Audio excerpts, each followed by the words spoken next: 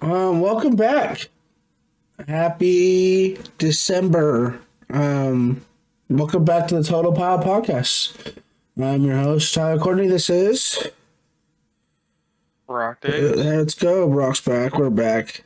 We're here. We're gonna go over some of the results from Perth and Bogota, some of the major tournaments over the weekend. Looking forward to Toronto as a whole. I got a few buddies flying up for the event. I'm sure some people from Memphis are traveling, whether it's to judge or side events or play. How many people are going from Memphis?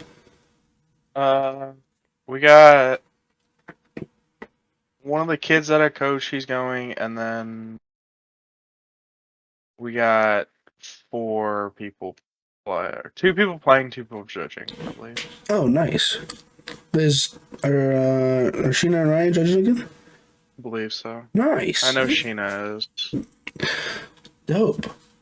That's actually that's a cool way to just go and enjoy regionals. Because then you get just side events all day too, unless you're judging both days.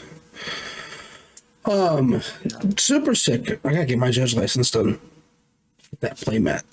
Anyways, but yeah, super cool. Brock, how was your week? Pretty good. Pretty good. Do anything crazy? What you been up to? Playing a lot of poke? Playing not a lot of poke? Playing some poke. Just trying to get a feel for the rest of the format. I have 3 League Cups in 4 days coming up, so. Oh my gosh.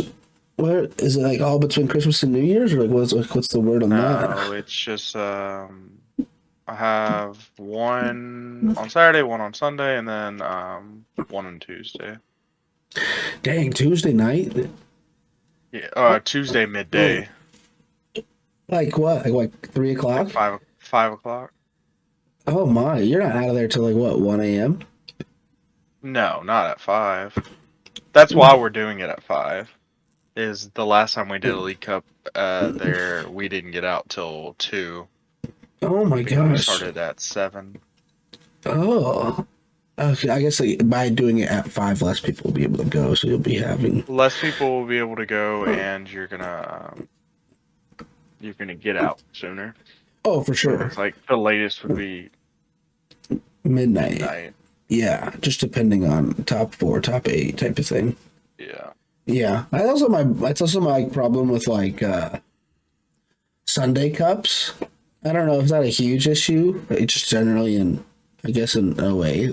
Like they either start at like 11, which is like almost too early slash not too early, depending on your other activities you do outside of Pokemon, and then or it starts at like 2 o'clock and you're not done till like 9 if the store is open that late. And so it's just so many awkward timings. Like I wish there was just a way all of them could be Saturday, but like people who can't play on Saturdays, like they just get messed up from that. So I get it. I do. And so sometimes the store prioritizes other card games, which is okay. As you can tell, I'm kind of raspy today. Sorry about that. If you like the sound of it, sorry. If you don't, like whatever. But yeah, so for me, nothing crazy. I've been grinding the poke. I played in a cup last time before here. I played in 2 cups over the weekend. I got second in one of them, so that was cool. I'm still playing Iron Thorn Strugapult. That deck is broken. It's so good. If you don't start Urban Energy Thorns, it's a little weird. But definitely still winnable positions out of that, just because you can still slow your opponent down after turn 1. But overall, great time. I lost to my buddy Dean, who's now at 4 cup wins. So shout out to him. He's playing Pidgeot Hydreigon, and he won game 1. I won game 2, both going second. And he realized if he went second each time, I couldn't Arvin. So like that made sense why he chose that every time. But I lost game 3 because I benched the second Thorns, thinking it'll be nice to have, and then he oblivioned me for 5 prizes on a Dreepy and 2 Iron Thorns, and then I couldn't really come back from that. So that was on me, but like he played it really well. It was a very fun set. It's one of those games where you just don't test for, and you just like, oh hey, no one's gonna really bring a Dragon, and if they do, But because it was a 12-person cup, it cut at 4, and all of us were 3-1. So it was very interesting. But it was 2 Goldengo, me, and Hydreigon. So that was a lot of fun. I farm Goldengo. It's so great. It's amazing. Yeah, so I think I have a cup this weekend. I haven't decided if I'm going in or not. There's one on Saturday, but I have so much to do before I leave on Monday that I am questioning it. Because then I have to do it all on Sunday. And I'm just like, yeah, I don't know. We'll see. Fingers crossed. Anyways, we're gonna hop right into it. We're gonna hop into Perth, hop into Bogota, and we're gonna start with the day 2 metas. We don't have the day 1s because I couldn't find them on Twitter, and also they're smaller events, so the day 1 meta is kind of weird in general anyway. But the day 2 meta is looking like this for Perth. Let's swap screens here. So Regidrago is still the highest deck in day 2, which is, I don't know if it's shocking. It's still it's still the BDIF in my opinion, but it just seems like there's so many decks now that are not great matchups for it to make it not want to be played. I don't know. What's your thoughts on Regidrago right now? Regidrago is the most consistent deck currently. And it has the most options amongst all the decks. And even in those matchups that probably you don't think are very favored, it probably has enough avenues to go down to where it's still probably winning them more times than they're losing them, just because they have so many other options. Yeah, I think it's one of those decks where like it doesn't. There's no matchup where it's like, especially with the fall off of like Bolt. There's no matchup that's like super unfavored. I think the lowest one is like 45 to 40%. And that's probably, you would think, Cloth just because single prizers, but then you still have the Kiram options. I don't have that exact breakdown since after Stuttgart, but like, or maybe it's kind of a weird matchup because Cloth, at least Cloth Turtle, like straight Cloth is unfavored, but Cloth Turtle you're actually more favored against because you can just go double Kiram. Yeah. And it's awkward for them to deal with. Yeah, and then the Charizard matchup is kind of weird too. Charizard you're super favored against. For sure. I just don't like how you can't one-shot him, but with the addition of Goodra, I think helps a ton. I mean, Goodra, but then you go... Kiram on all the Charmanders. Yeah. Well, no, that's just... yes. The only time you Kiram is before you go into your V-Star. If you can do that against Charizard, yes, you're fine. But you can also just go Dragapult 200, 60 to a bench, Mander, either kill the one in the active or punch the active Charizard, and then following turn you 280 the Charizard that just got evolved, and you're fine. Yeah. Oh, that math does not work out really well. 60 plus 280. Because the Hero's Cape has fallen off so much. Well, Hero's Cape's just incorrect now. Because you just have to play unfair, or you have to play Catcher, Trolley. Like those are the only two, like actual good ones in Charizard now, because you need the stamp to just extend, and the Trolley just makes your deck more consistent on turn 1. Yeah, I guess when I said Catcher, that makes more sense when you say it out loud, because Catcher is just like, you could just search for boss or counter Catcher anyway with the Dusknoir setup and whatnot. Like, there's no reason to really play Prime Catcher anymore. And we just talked about Charizard a little bit. It's the second highest, both at 13, so technically identical in the meta share. The third one is kind of shocking to me, but it seems like it's a decent position depending on the metagame. But Snorlax Stall was third in Perth at 5. But it also just everything else in the rest of day 2 kind of just fell off. So like after 13 and 13, everything else is single digits. So obviously if a good Stall player,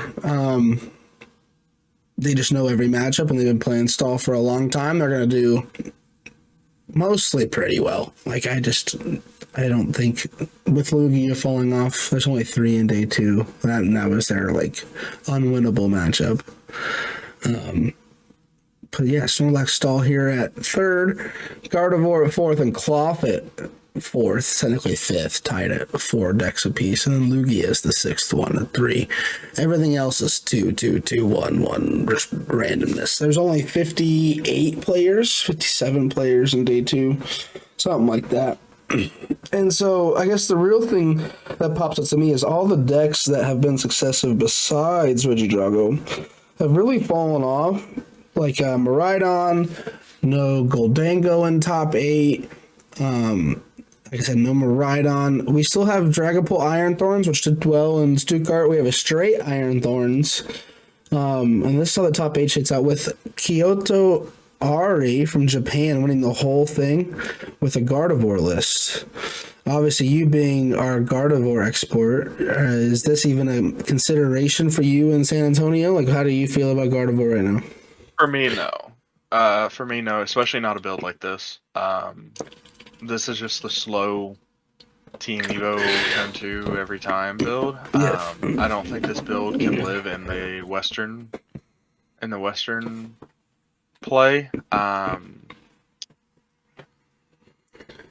Kaito's been running this forever, like this style of Gardevoir forever. He did really well at NIC with a build very similar to this last year, so it doesn't surprise me that he did well with it. But for me, this is not even a consideration, especially for R, because we're gonna have so much more Miraidon show up. We're gonna have so much more of the more aggro decks than probably Perth did. And this is just not a viable contender for like against those style decks. You have to play the Candy Secret Box style build to keep up. Yeah, I was very shocked to see this list win the whole thing. Obviously, good player picks good deck that they know very, very well. My main thing, I'm surprised he didn't switch to the trolley, especially with it being an Trolley's Arvin. bad. Trolley's awful. I love Trolley. It's so good. It's just like I understand you want to play the 4 Poffin. It's more consistent. But if you're gonna hit Arvin Poffin anyway, like if that's your goal for the game, like might as well just make it a Trolley and then not have to worry about it the rest of the time. Yeah, but then you lose access to the most powerful card in your deck, which is your Ace Spec. Like I just don't think Unfair Stamp doesn't hit like it used to. I get what you're saying. It's an extender. Like, Unfair Stamp is no longer a disruption. It's an extender now. Like, that's all it is. Yeah, it's a free shuffle draw 5 for you. You're not really disrupting your opponent. So, like, that's all it is. So, and, like, Guardy needs those extenders. Like, Trolley in every deck, besides Cloth, is a meme because it's just you don't get value out of your Ace Spec. Like in Cloth, it makes sense because you can't Buddy Poffin for your support pieces. So you can't Poffin for any sense. Pokemon. That's what I'm saying. But you can't Poffin in that deck. In every deck that can play Poffin, it's correct to play Poffin and to play something that you actually get true value out of as your Ace Spec. Either that be Prime, either that be Poffin, or be Unfair. Like it's 1000% correct. If not, I just think you're sequencing the deck poorly. Yeah, it's for sure one of those things where it's just like it's definitely like you said, it's the least valuable Ace Spec in terms of power level in a way. Like every other Ace Spec adds a knockout potential in some way or form or some disruption at some level. But like the perfect example obviously is Prime Catcher. You're Prime Catchering out something to make sure it gets knocked out while also switching out your active. It just has multiple levels to it. Trolley is like in a way, I still love the card in a lot of decks just because I'm biased at the moment because my favorite deck plays it. But like, just getting 5 basic Pokemon, you're not guaranteed anything off of that, and your opponent can just wipe your board still. Like it just. I get, yeah. But if you prize your trolley, the card is useless post turn 1. Yeah, for the most part. Yeah. Prime, unfair, everything else is useful post turn. Yeah, it's useful for every other turn of the game, 100%. Because if Trolley's prized, I have to use the 2 nest ball or the 1 buddy puff, and that's the 4 basic Pokemon I need anyway. So it's a deck building decision because you're basically making your deck less consistent by thinking your deck's more consistent. Because the 1 in 8 games where your trolley's prized, you're basically losing that game because you don't have access to your power level card. Piece. Yeah. Yeah. Your power card for sure. I get that part of it, and so it's one of those things where it's just like it's definitely a deck thing. What did Palmer play? He played Unfair Stamp, and his Charizard build got 12, which is cool. Yeah. And so like you said, I think Trolley's a cool card, but you're right. There's no extra extended value to it. Speaking of Trolley, the second place Clofless that we talked about, plays it, obviously. I believe, I don't know what card he changed. There's the same list. No, this is just Robin's list from Stuttgart. And it does great. The Genesect is still in here. I talk about turning off Trolley. If you're able to put a tool on Genesect turn 1, that's kind of crazy. But I still don't know if I like Genesect in this list in general. Genesect's the one that turns off the A-Spec if there's a tool attached to the Genesect. I feel like it's more powerful mid to late game if you're not playing against the Mirror or a different Trolley deck. But it's yeah, in there for Drago. Yeah, Prime Catcher seems nice. I do like Cloth a lot still. I wish there was a way to play it without Oranguru, but it's so important.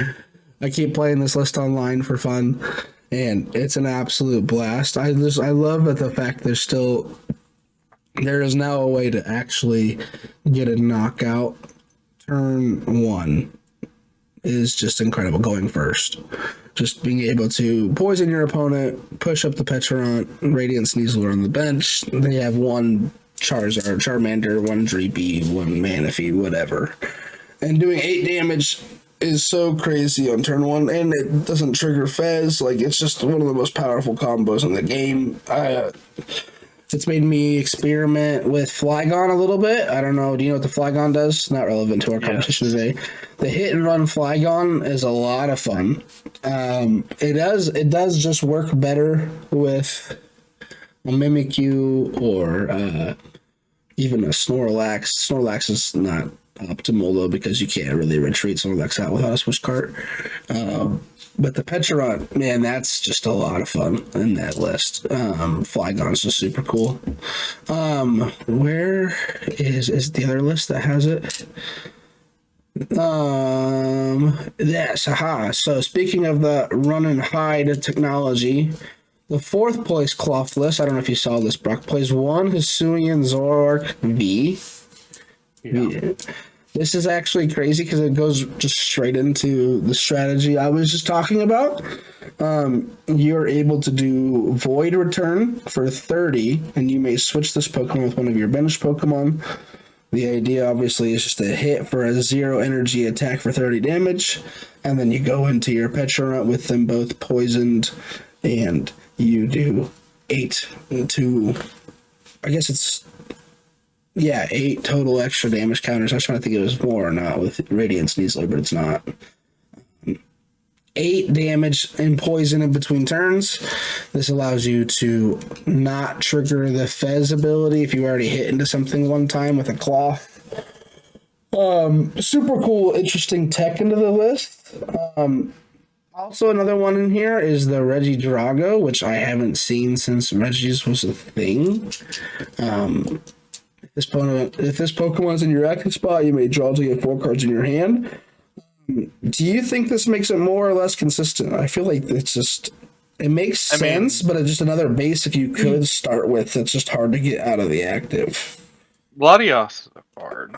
Oh, yeah, Um, Latias is a card. It is totally right. Latias is like in this army. that's the most important piece in the entire deck is Latios.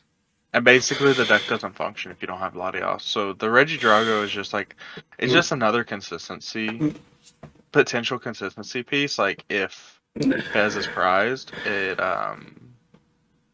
I don't know if I like it. I haven't played very many games with this. Um, but I think it's good in theory. But in actuality, I don't know. Yeah, I mean, Um, it's using up the 8 bench spots that you are given. Like it's just like so you have. typically from the few games I've played, like you have the six that matter, and then you normally just have two that is normally occupied by like a fish and a bundle, like in the other build. So it's like typically you have a bench spot or two to mess with. So having the Drago to draw a few extra cards seems better than having like the bundle when you don't need it. I prefer this over Tatsugiri, which is like another option we probably could have seen. Because like obviously you can't whiff draw up to 4. You can whiff a Tatsugiri, but that's also like a similar type of idea, right? Like if you're just gonna swap it to the active at the start of your turn, do attract customers, then swap it back for the Petra or something else that's dark type with the Petra EX's ability. Like might as well. But the Hisuian Zoroark, I think is very clever. I don't know why you wouldn't play. I guess you want a V Star with the Star Alchemy most of the time anyway. But like you could just play one V Star and Yeah, that but then it's just dead. Like it's just yeah, it the can't be idea, retreated. the It's idea of it stuck. just, the Latios makes it unstuck. Why not? You have to use your one switch card, but like just discarding your hand, drawing You can't 7 for switch card it free. either. That's what I'm saying. Like your switch card is just gone. Like you just couldn't use it anyway. You'd Yeah. have to play a switch instead, which just seems bad because you're poisoning yourself most of the time anyway. So that healing is very relevant. I'm gonna be sad when the switch card's gone. We're back to just 4 switch. It's gonna be upsetting. Yeah, I like that a lot. I think it's super cool idea. Just a little difference in there. Then we have Reggie playing Iron Thorns. Nothing crazy to talk about. It's just Iron Thorns. Devo, Prime Catcher, Eerie, Hammers. I'm surprised to not see a fan in here, but like Future Booster Capsule's so broken in general. Like I feel like fan could just win you a lot of games. I hate fan as a card in general. But obviously I don't think Thorns has ever played it, but the ability just to move a DTE to a Pokemon that doesn't need it, or even just like when you're playing against Regidrago, move the fire energy to somewhere irrelevant and force them to play extra energy switch that they don't want to do. Like that just seems cool. But yeah, Iron Thorns is Iron Thorns. In 5th, we have the best deck in format for sure. Biased. Iron Thorns Dragapult. This guy literally copied Maz's list from Stuttgart and got 5th. Super fun list. We won't talk about it a whole bunch because nothing's changed. But like I said, this list did very well for me in locals. It's doing very well at these last couple tournaments. It's just a lot of fun. Like we talked about the problems with Trolley and no Poffins and whatnot. That's still very evident. It's still very much an issue. If you don't get it, it's not a fun time. And we'll segue that into Ryuki's list real quick, who finished 20th. He cut the Toad Scroll line, which I don't know if I agree with or not, but he increased his nest ball count to 2 in case you do prize trolley, so that's kind of nice. Also gets to play a third boss as well. So like it makes sense overall. But Toad Scroll is just so good into a lot of matchups, and so the room built is just kind of crazy. He also put a third Dragapult EX, which again solves the prizing problem. If you prize both Dragapult, you just lose. Like it's just facts. So you made that a third one. Kept the energy count the same. The most interesting inclusion for me was the Lost City. We played 2 Lost City instead of the Toad Scroll, which in a way kind of does a similar thing. You just can't get access to the Pokemon you wanted to stretch her back anyway. Brock, any thoughts on Pole Thorns besides you thinking it's a terrible deck? I mean, it's not terrible. Like, I've changed my tune a little bit on it, but still, I don't think it's a. Let's hear. Why'd you change I your don't think tune? it's Have a you been playing consistent. it? Have you secretly been I have playing not. it? I have a friend who's been playing it, and he's won a couple locals with it. But I still don't think it's a consistent enough deck to be respected. I think that this is the best way to play Dragon Ball currently and probably moving forward because it gives you that extra turn. But I still don't see how it keeps up with. I just don't over more and more rounds. I don't see how it keeps up consistently. So It definitely helps if it's a best of 3 event. 100%. In a local environment, losing a best of 1 with this deck feels terrible, right? Because there is going to be those games. You prize Trolley, you prize, and in my list, I'm playing the 2 Dragapult, you prize 1 Bolt, and whatnot. I just realized this too. Ryuki cut the stretchers for the 3rd Dragapult. So like once stuff's gone, and that's why probably he plays Lost City. Which makes sense. Like, hey, I'm not gonna get the stuff back anyway. I'm gonna play a 3rd Dragapult and cut the stretchers, call it a day. But yeah, in a best of 1 environment is definitely probably not the play in general, even though I love the deck a lot. And it's super fun because you're right. It is the most consistent way to Phantom Dive on turn 2 if you want to or have to. But you don't necessarily have to all the time. It's just Iron Thorns chilling in the active. But if you do not start Iron Thorns, your day is not as fun. And that's why they don't play Manaphy or a Tatsugiri or like even the Alakazam. Like you need the Alakazam every game after your Thorns goes down. But like even starting Alakazam feels terrible. You could Crispin and Mind Ruler or Crispin and Evo in that turn, but like it just feels awful. To do 140, they need 7 cards in hand, so like it's just like ugh, it's tough sometimes. But I love a good tough deck. That's just me in a nutshell. And then after that, 6th, 7th, and 9th, and 10th were all Reggie Drago, Natalie Miller finished 9th. Is it the same list as is not? They're different lists. I wonder what is different. But this plays a lot of Haxorus. Well, okay, cool. So the top 8 list played Haxorus.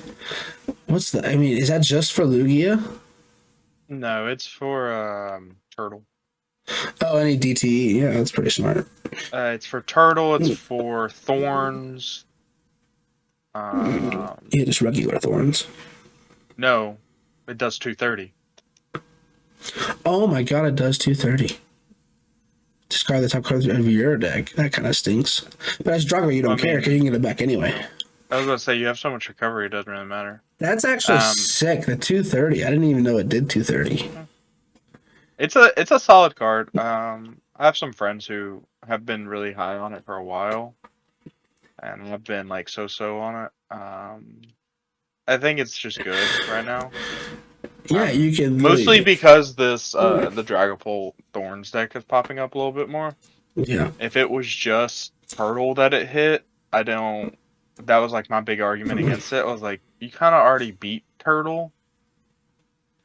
Because you just go double cure them and you board wipe them, and they can't really do anything about it. And they can't do anything to it through a Gudra either. Like, it's just...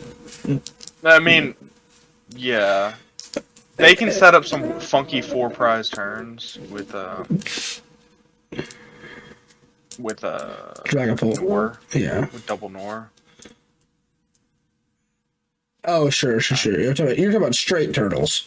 Every time I hear turtle now, I think of the cloth version. I was just like, yep, that's just cloth.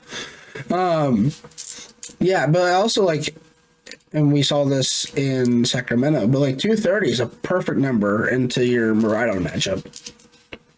That also. Yeah, it's just Iron Hands, Maridon. Everything that doesn't have a Bravery Charm is just instantly knocked out. They also play the Executor, which I'm not a fan of, but like it's really good. Like It's really good. Yeah, put basic energy on your Pokemon and flip a coin, knock out the active or the bench, depending on the matchup or the coin flip or whatever it is. Raul went to this event, went back to his Lugia list. That's kind of cool. I think he changed. It's different. Yeah, it's different. He plays the 4th double turbo and he plays the Wellspring Overpawn. Nice. He cut the Earthen Vessel and I don't know the other cut. He still plays the Lightning, which is good. He cut the Earthen Vessel. I can't tell as a not Lugia head. I have no idea. It's actually someone else's exact list from Louisville. Yeah, I played Brandon at Louisville. Oh, cool. We talked about the 20th.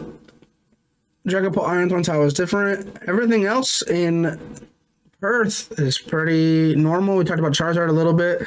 So that's super cool. We'll use this time to segue into Bogota, which is the same weekend. The meta looks quite different, I would say. Regidrago's still the most popular deck, but only at 12%. I think it's a smaller day 2 in general. Let me go back and look. There's like 100 less players, so actually at 57. Hey, it's a little bit smaller of a day 2.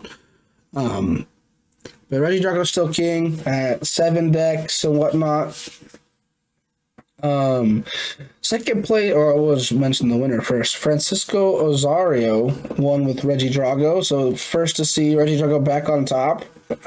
I'm not a huge fan of that, but this looks just to be the John Ang type of list. I think he changed a couple cards, but he plays the 1/1 Noctile, so that's why I say it's the John Ang style. You got the Teal Mask in play, you just Noctile for whatever you want. It's pretty good. The only difference I think he's playing is he's playing Jamming Tower over Temple. Oh. Yeah, Jamming Tower does seem good. Stops all the cloth tools, stops all the future booster capsules. So yeah, it's pretty relevant. What's the max damage cloth? I guess yeah, because Turtle and Cloth could not one shot you if the tool's turned off. Yep. So seems good. Good meta call. You're not expecting any Lugia to show up, so can't down them for that. Overall, Regidrago just do Regidrago things. In second, though, we have a Turbo Moon list, very similar to the second place Worlds list, but it adds the new Koraidon in there, and it cuts a moon for a second baby moon. Obviously, I think the biggest change in this deck since Worlds is the Latios being in there.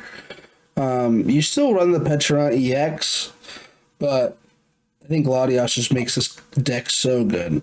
Because once you hurt yourself or damage yourself with Roaring Moon EX, the ability to just retreat it and then stay alive for an extra turn if you're not playing against Regidrago or Dragapult just seems really good.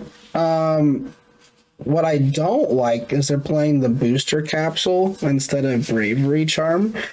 When I play this list all the time, I just find myself wanting to put a Bravery Charm on Squawkabilly or Mew just to keep it alive and not get double Kyurems per game.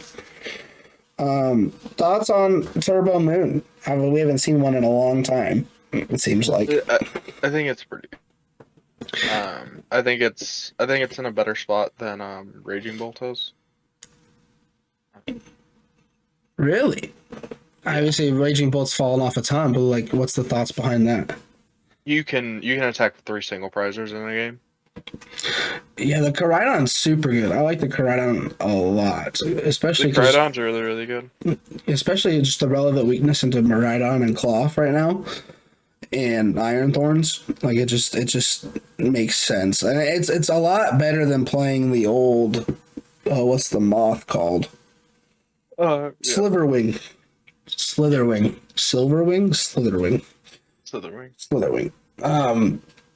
But the supporter line and the catchers are still in here. The secret box is still in here. Pokestop's still in here. Like it's just overall a fun deck. Like I love Moon. I will always be a Moon lover. I part of me loves the hyper aggroless, especially if it's not reliant on generator. Don't get me wrong. I love a good Maridon. But it does just feel terrible to whiff generator. Dark Patch can't be whiffed, so that's super cool. Yeah, Roaring Moon's back. We love that. We love the moon being back. Speaking of moons being back, there's also an ancient box. It's just a straight ancient box in top 4 as well. A lot of decks don't like playing single prizes right now, especially if they can't be Kierumed. Like it's just the only thing in this list that can be Kierumed is Flutter Mane. You're not gonna waste a Kierum attack for 2-hit KOs. That just seems terrible. You just Goodra against this. Yeah, you just Goodra the whole time. For sure. But they're playing Prime Catcher instead of Ancient Box, which is understandable. Like you just need less for this deck to operate. So I get the thought behind that, but I still think Ancient Box is such a cool card. That's just a me thing. But for this deck to run, you definitely want to just keep targeting those baby EXs and Vs for easy knockouts. Like it's just. I think Secret Box is still correct. Really, because it's just such a consistency builder. Because if you don't start Asada, it just feels terrible. But yeah, I think it's fine. I do agree. Secret Box is just better. Let's see here. 1 Dragapult, Dusknoir. Just good old-fashioned Dragapult Dusknoir. Still playing the Crystal. This is very similar to the Ryuki build from Dortmund. 2 Rotom in here, 1 Fish, 1 Fez. Still playing the Tatsugiri. Like, maybe it just doesn't need it, but Dusknoir back in the mix makes it a whole lot better in general, but you have to give up so much to do that. The headquarters is in here. Your classic just kind of Dragapult line. Like it's just, hey, Dragapult's still the best attack in the game. Ready Drago proves that. And so, yeah, I don't know. It's just one of those things where after playing this list for so long, I'm just so indifferent about it. They build like 4 Crispin. I want to try this. They just did lists. But like cut out some of this fluff, play 4 Crispin, see how it works. Because playing it 4 Crispin and Iron Thorn Dragapult, it just feels so good. You never miss an attack. Ever. Like you could even not play Crystal and do something. You don't have to play Trolley, obviously, but like just the ability to attach 2 energies every turn is busted. But yeah, shout out to Dragapult for doing it by itself. And as Brock kind of just alluded to, not the revival. I think it's still the down trail of Raging Bolt, but we also have another Raging Bolt in this list. They're not playing the Koraidon, which I think it's only because it needs 2 energies to attack instead of 1. I guess no, because you're not going to ever stomp off somebody. There's no reason to. Is there any reason for Slitherwing over Koraidon in this scenario? Because you can attack with it turn 1. Oh, just by itself? Yeah, because you have to do the extra damage. Yeah, well, no, you need the previous ancient attack. Yeah. Well, you need the previous ancient box attack to make the Koraidon work. Yeah. This does the 120 clean and still hits the relevant weakness. So I can see that. Yeah, and you can do it turn 1 and leave. Stomp off. It's a meme, but it does. There are relevant attacks, or there are relevant times where Stomp off does win games. Is it the other one that? This was the one that burns and stuff. What's the? Is it the Stomp one? off. No, I'm aware this is the Stomp Off one. Doesn't the other one have an energetic attack? Oh, it's like on future Pokemon, right? I have no idea. Oh, I gotta find it now. It's not relevant. That's the other one. Yeah, oh, but it's for 2 energies though. Never mind. This one stinks. This one blows. If your opponent has any future Pokemon in play, this deck does 120 more damage, but it's 2 energy either way, so I can just do the 120 guaranteed. Not relevant. Brock's right. This does play to Briar. Briars just seem to have fallen off a cliff. It's like impossible to set up Briar turns. Especially without Dusknoir. It's so much harder. But like, even with Dusknoir, I still found it hard. Like, it's just like you have to do so much to pull it off. And then 7th place is Charizard Pidgeot, which is super cool. I think Charizard will be king when rotation happens, but we'll see. It's a long time from now.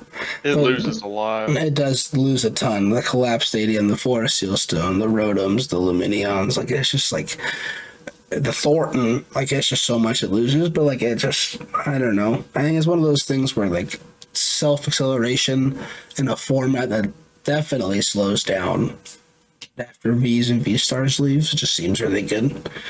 And you keep your main engine on Pidgeot. But yeah, I agree. This rotation is going to be crazy in March. But yeah, Charizard's still kicking. Charizard's still good. The biggest thing all the way down here at 13th and 14th, we have 2 Chenpao Excaliburs. They are slightly different. One plays the Dunsparce, and that's why we are so pumped about it. The Dunsparce is alive, okay? I've been trying to find a reason to play the Dunsparce again, and I guess Chenpao's the way, dude. I loved Dunsparce. It has the runaway draw ability. Draw 3 cards. If you do, put this Pokemon back into your deck, and all cards attached to it. But it still plays the 60 HP Dunsparce with free retreat, which you have to. You can't play the other one. The other one's just terrible. It's like 70 HP to retreat. Like, it just doesn't make any sense. But yeah, Chenpao, man. No Iron Hands either. Like, it's just, that's a very different take on it. But it can knock out everything. And it can survive a Dragapult hit if there's no damage counters on board. So, with thoughts on Chenpao, have you played it in the last year? Have you ever played it? I played it. This seems wild. The fact that it's also playing on Arctivax, like this is just someone trying to force a deck that is dead. That's it. I mean, He did well with it. There's a different Like, way I of can't- putting that. This is a guy who's been grinding Chenpao since it came out, and he's stuck with his one deck, and he keeps doing well with it. It's a classic. It's a classic time. Like, some people just refuse to say a deck is dead, and I'm probably one of them, right? With how much I play Dragapult in general, but. He's just, I don't know. I guarantee you he's the guy who just never changes decks. He just always plays this all the time, and that's just how he rolls. The other one is the less fun list. It's the regular one you're used to seeing. They're playing Barrel. They're playing Iron Hands. What's a Straighten do? Oh, it's like, look at the top 7 of your deck. You may avail Pokemon card, trainer card you find there, and put it into your hand. Shuffle the other cards back into your deck. Okay. That seems bad. I mean, As your supporter for turn, can't you just better than the Dunsparce. You can just Irida for it and get a Pokemon. Straighten get you a Pokemon. But I mean, that's your 6th or 5th and 6th Irida. Oh my god, I guess it's a way you could just do a 5th and 6th Irida. But it's gotta be in the top 7 though. But then again, well, I mean, you get your deck. So much. I was about to say your deck so, gets pretty low. You're so thin. Like, the odds of you even just hitting one card, because half the time when you Irida a late game anyway, it's just for an item anyway. Yeah. Yeah, I mean, I never thought of it like that, but it's essentially just a 5th and 6th Irida. That's actually awesome. Yeah, I think it's one of those things. I hate how there's no bundle in their list. Now that we say that out loud, there's no bundle in that other list, which you gotta play bundle. You got 30 other Pokemon, yeah? I don't think there's room for it. Not in the other list, because he didn't play Barrel. But he's playing a 4-1-3 Bax Caliber with a 2-2 to Dunsparce and 2 Dittos. He can go 3-1-3 and be fine. But then he's not playing 4. It's not consistent. It's not consistent enough, bro. I missed the Ditto completely. I missed the Ditto. Oh my gosh. That's why I said the force part. You may search your deck for if you do discard this book. But it's basic. Dude, I'm gonna play Ditto and Dragon Bolt Thorns. I'm going to now. It's instant guaranteed Thorns start. But you can't go lower on your Thorns count. No, I wouldn't go lower on Thorns count. You could cut something. I don't know what. But you can play 2 Ditto and guarantee Thorns start every turn. That's insane. That's awesome. The Ditto's great. That's so good. That's the pile of the week. There's no debate. Ditto right there makes it official. I love that. Oh man, we talked about stall enough. I don't want to talk about any more stall, but if you want to, you can. You want to talk about stall? It's the same Snorlax. It's just Snorlax. Yep. There's another Raging Bolt. Goldango. We haven't talked about Goldango yet. Man, this is just a Palkia build. They're still playing Ancient. They're still playing Energy Search Pro. Like, I just prefer Togekiss. But like, Palkia's still good. You're able to Radiant Greninja. I don't know. Are you a Goldango guy? I can't remember. Probably not. No, you're not. You're no fun. It's fine. So the reason I don't like Goldango is because it's just there. Like, I just don't think it beats anything consistently enough. Like, I know it's been seeing success, but it's seeing success and then falling off a cliff, and then seeing success and falling off the cliff. Like, there's no consistency behind its results. Like, it'll do really well at one tournament, and then there's, like, none in day 2 or 1 in day 2 at the very bottom. Yeah. It's just, good players are going to play this and see success with it, and then nobody else will. Like, that's kind of my opinion on Goldango. Like, the Energy Search Pro makes the deck so much better, so much better, because it guarantees you the first knockout, which is the hardest knockout. Yeah, for sure. For Goldango to get is the first one, because Energy Search Pro just says 1 of everything, attachment for turn, knockout. Yeah, and you're not relying on Superior to get a knockout turn 1, which is exactly. So good. Yeah. Between the Palkia and the Togekiss version, the Palkia version I think is better, due to the fact of it's a 6-card inclusion to play Togekiss when it's just a 2-card inclusion to play Palkia. So you get more consistency pieces. I have a buddy who is considering this for San Antonio, so we ran a bunch of the reason I know about this deck in particular is because we ran a bunch of numbers last night with it. And I think it's an okay deck, but I don't think it's a consistent deck enough to like truly consider for a tournament. Yeah, the numbers it hit is just crazy. Like, it's just like, it's the same reason why we think Chimpow's like not great either. It's the same thing, except for their draw engines on Goldango instead of a barrel, right? Like, it's just guaranteed draw. You don't have to do any crazy thinning or anything nuts like that, even though Energy Search Pro is nuts in thinning. The best part of Goldango, you could just buy the Terrapagos box, the premium collection, and you get to play all reversal energies except for your 3 steals, which is actually sick. But I prefer the Togekiss one just because I think Togekiss is fun. But yeah, you're right. Palkia not needing rare candy. Palkia findable on Irida. Like, you don't have to worry about Pokestopping away your Togekiss and having to stretch it back. Like, Palkia is just one of those cards where it allows you to find it off Irida. It gives you a great attacker, and the damage is so good, especially into the Area 0 format that we're in with Cloth and Miraidon. A lot of decks just liking Area 0. it's just so good. But Iron Thorns, or Iron Thorns, Iron Hands. If anyone's playing Iron Hands, it just feels kind of bad in general. But Yeah, so I was playing Miraidon against it last night, and like in theory that should be a really bad matchup for Miraidon yeah, because like 260. 260. Raikou can get there now. Yeah, That's Area the Zero. thing. Yeah, just Yeah, Area Zero. So honestly, it's like you might just play one Raikou in here. You're playing the one Lightning anyway.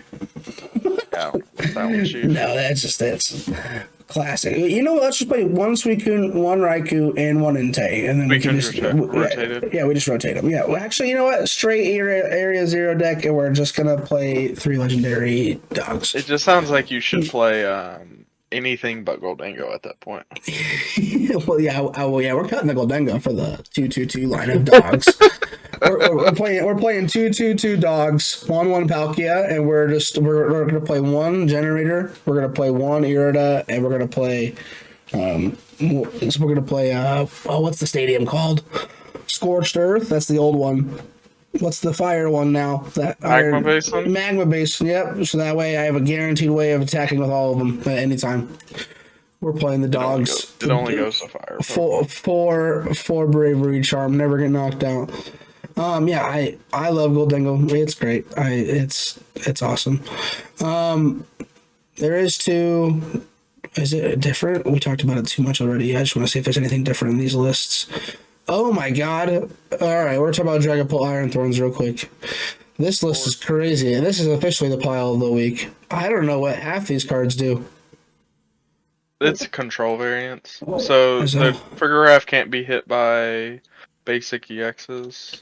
As long as this prevent all damage done to a basic Pokemon EXs.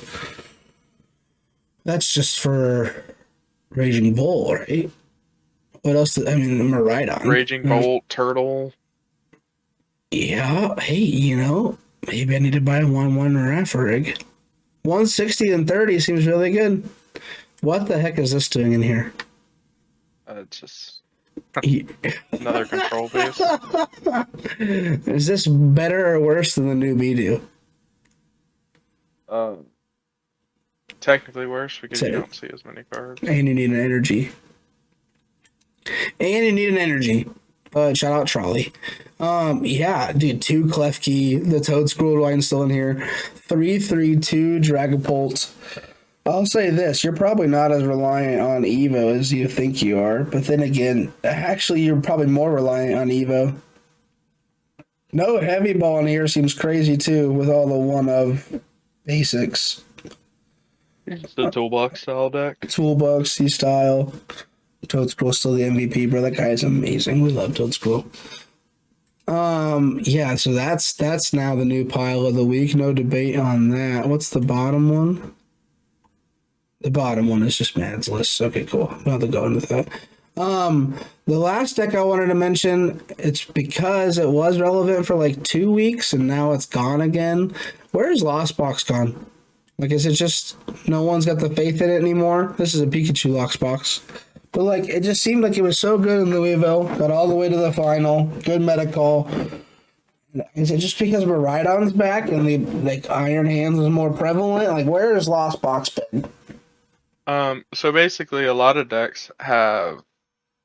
So it's one of those things where Pikachu was just so strong during that tournament because nobody respected Pikachu. But now, like, every deck has a canceling clone in it to respect the Pikachu.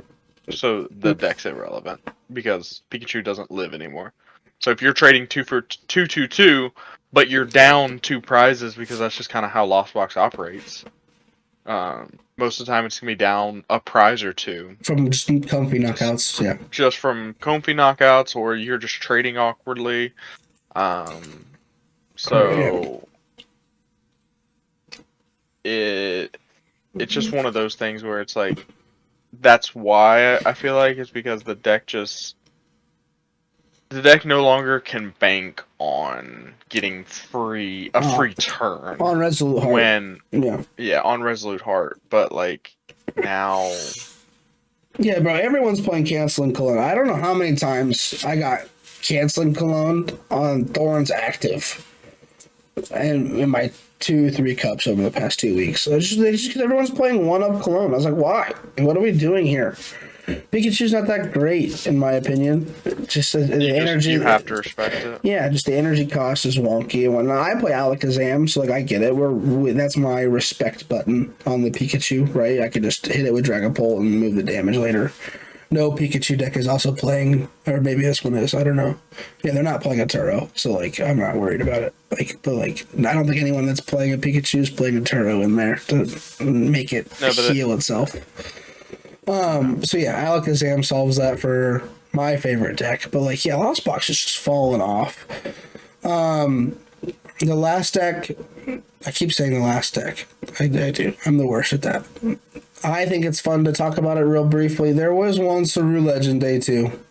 And this is the Palkia version, not the Energy Search Pro version. They're playing the Blender. We have a brilliant Blender in day 2. I love this deck. It's very fun. I bought it just to play it for fun at locals. And you can ramp damage really quick.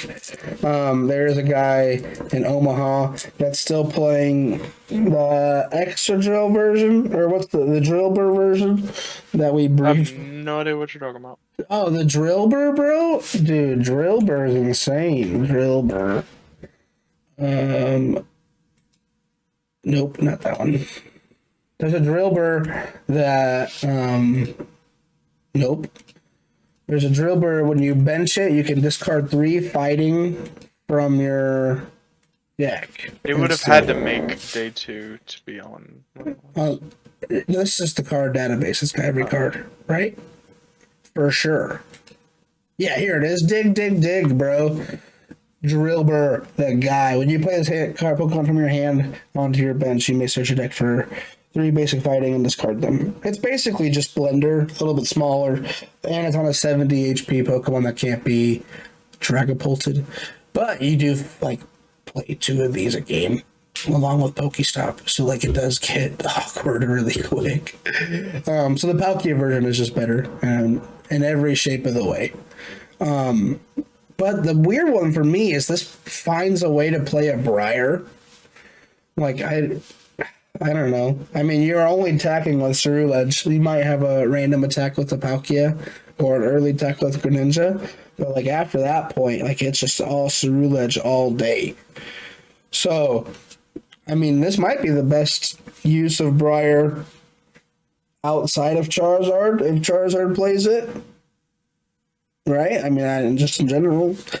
But, yeah, shout out Briar, I guess. But, yeah, super cool Ceruledge made it. I love Ceruledge. It's probably my favorite Pokemon in general, just design-wise. It's just so cool. Dude, just 2 swords for hands is sick. That's all the decks I wanted to talk about. There is a Gouging Fire in there. Nothing crazy to mention with it. It's just Gouging Fire. I think there was a Gouging Fire in Australia, too, that played the Moon. So that's kind of cool. So as we wrap up that, we're going to talk about Toronto a little bit. Brock, any thoughts on Toronto? What would you play this weekend if you were going to Toronto? If I was going to Toronto, I'd probably be playing Miraidon, or I'd be playing the Dawn, dude. I love the Dawn. I just hate Generator. I'd be playing Miraidon or Regidrago. Or probably my top 2.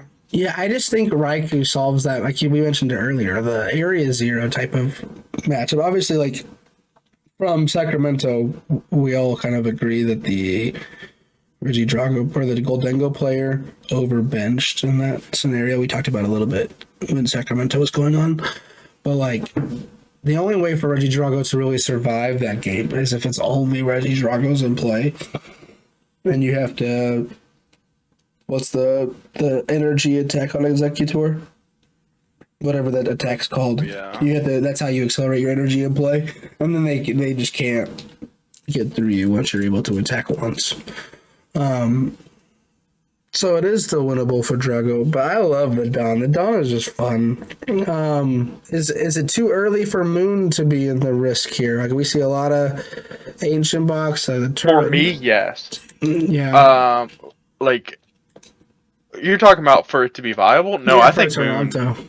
No, I think Moon could be very good for Toronto. Yeah, I think Moon's a good shot for Toronto in general. I don't think it's gonna do that well. Not yet, just because I don't think there's enough good players that are gonna be playing it because that's what's dominated. Like, so the thing is the good players right now are not even on these super aggro decks right now. So I don't think they're gonna see a ton of success because in the States, a lot of the better players dominate the tournaments. It's not like over in some of the Europeans where there's more, I guess, lesser known for us players that are dominating the tournaments. The pro Um, player pool is just technically smaller. It's the way I would put it. yes. Yeah. Um, but the pro players over here dominate a lot more than the pro players over there do, or it feels like that at least.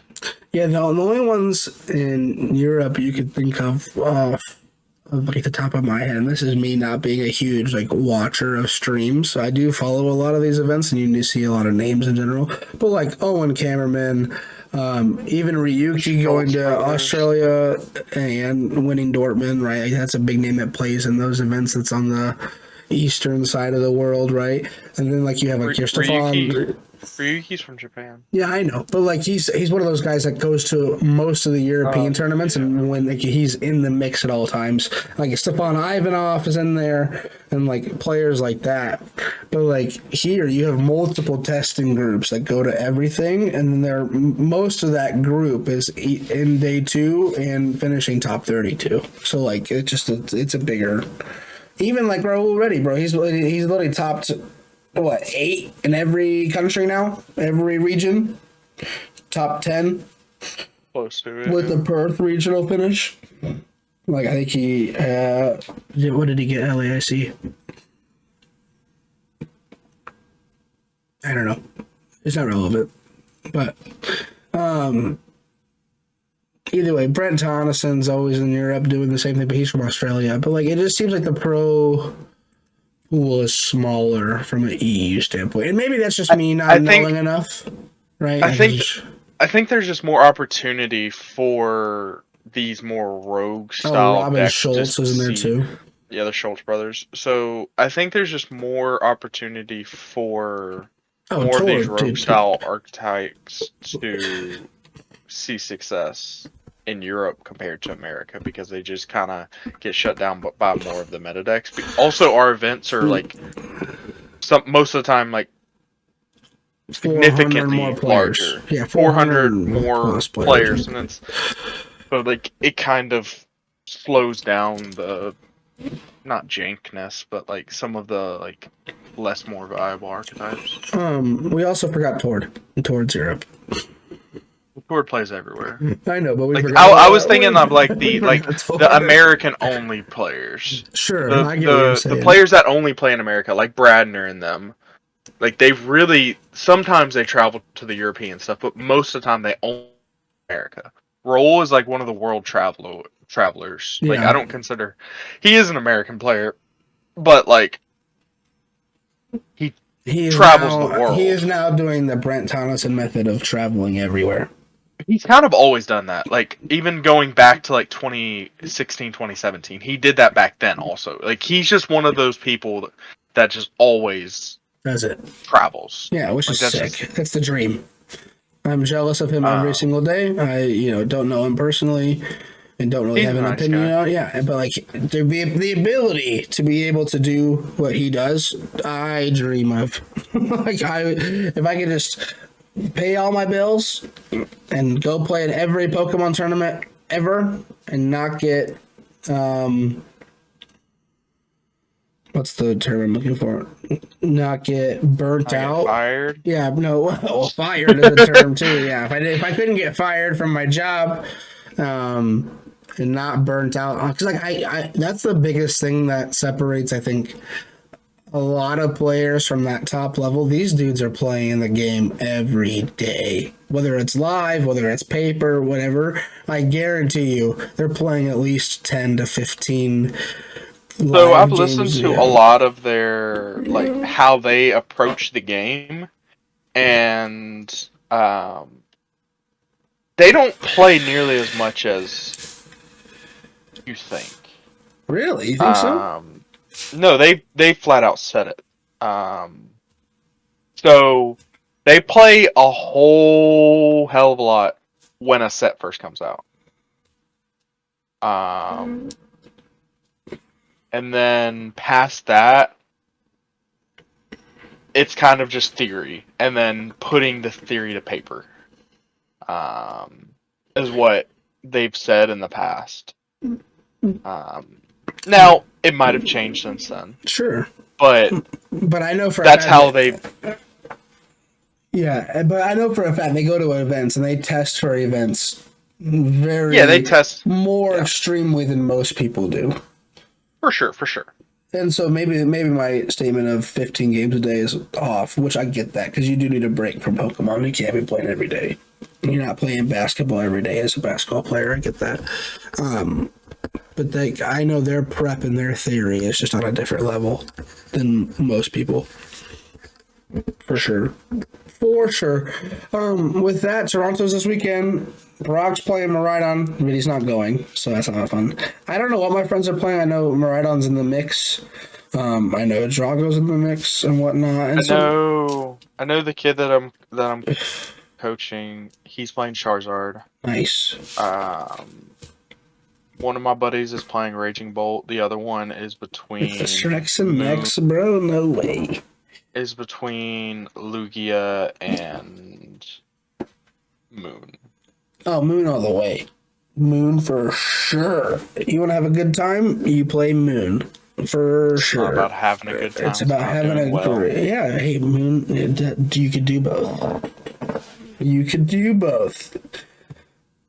With that being said, we hope all of you have a great time watching the Toronto Regionals on whatever platform you watch it on. And we're going to wrap that up here. Brock, any last closing thoughts? Y'all have a good day. Have a good one, man. We'll see you guys next time. See you.